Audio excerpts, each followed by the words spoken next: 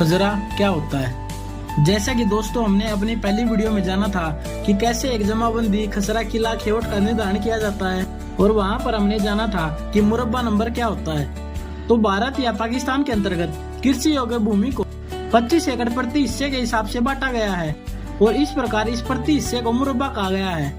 तो यहाँ पर प्रयोग हुआ सजरे से भी प्राय एक नक्शे से है, जो हमें किसी भी एक विशेष क्षेत्र या गांव के अंतर्गत आने वाले विभिन्न मुरब्बे के बारे में जानकारी दिखाता है।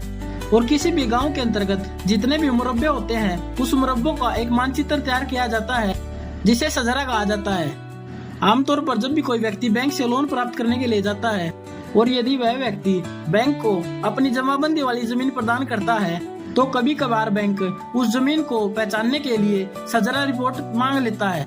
सजरा रिपोर्ट से अभिप्राय यह है कि उस व्यक्ति के नाम पर जितनी भी जमीन है, उस जमीन का एक मानचित्र तैयार करवाया जाता है, जिसके अंतर्गत कुछ विभिन्न प्रकार की जानकारियां होती हैं, जैसे उसकी लंबाई और चौड़ाई कितनी है, और वह जमीन सड़क से कितनी दूरी पर है, और वहां पर जाने का कौन कौन सा रास्ता है। इस प्रकार की सारी जानकारियां एक सजरा मानचित्र पर तैयार होती हैं।